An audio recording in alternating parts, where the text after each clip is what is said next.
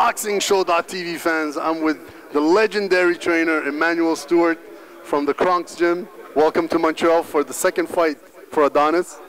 Tell me about this fight. Glad to be here. Look, I've given you about 4 times in the last year between Chad Dawson and my HBO broadcast here for Pascal and Hopkins. We're going to get you a house soon here. No, especially the way Adonis is doing. Yeah, too expensive here, though, believe me. I know Detroit is much better. But I'm very excited about being here because I think it's one of the best fight cities in the world, and most of us in boxing.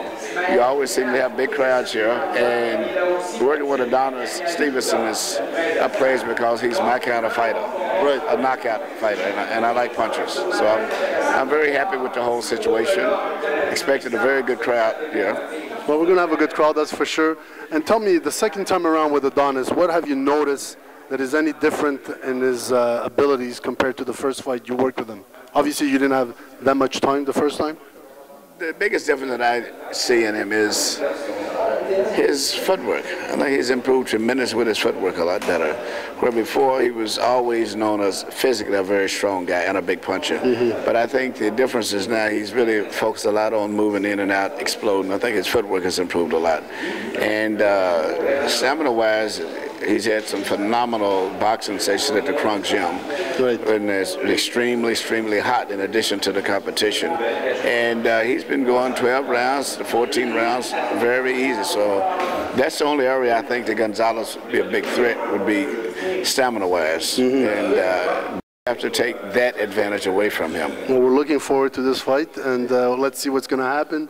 And let me take you a little bit past your career. From the little past, some of the best fighters, the top 3 fighters you've enjoyed working with the most, and even today. Give me the 3 names. Well, it's probably my signature fighters. I would probably say definitely my favorite fight of all that I worked with, and just for his favorite fighter period, still is Thomas Hearns. Okay. I mean, forget just the training and managing, but just as a fan aspect, I loved being with Tommy because he was always exciting, and you never knew what was going to happen, but you know something was going to happen exciting. And then I would say Lennox Lewis still, and because Lennox was great to train with, and you know, just all the way around, a very dedicated trainer. We had a good relationship beyond that. And then I would still say Vladimir Klithcko. I'm a little frustrated he's in training him because Vladimir is so reluctant to let it go in the big fights. Go, yeah, and you know, I have to have a heart attack and go screaming and hollering at him. We've seen you a few times of some of the heart attacks. But after a while, I'm getting so I don't even want to do that, though. I'm so tired of that even. So, you know, the Chambers fight, Eddie Chambers fight, even the second fight with Sam Peters, I mean, knocked the guys out when I went crazy. And as one of the guys said, how come you never, one question before I forget, speaking of the Klitschko, how come you never worked with Vitali since you were so close to his brother, Vladimir? Well, believe it or not, they are still competitive. They are brothers, they love each other, but they're extremely competitive.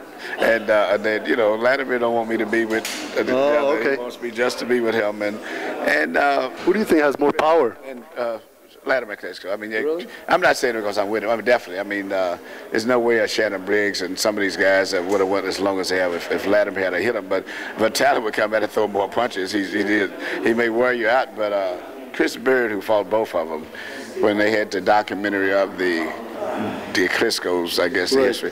Chris was there, and on the stage he says, the question, who's the bigger puncher? He says, no comparison. Vladimir definitely. He said, wow. So Vitali, you wear someone out, but Vladimir is a more explosive fighter. But Vitali is always doing something to you. Where Vladimir sits back and waits and waits and waits and waits and waits, and when he does throw a punch, usually something happens, but he doesn't punch enough. Well, we got, this is just the first part of our first interview.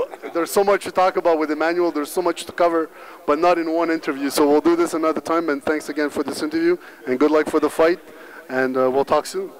Thank you, it's been a pleasure. Thank you, brother.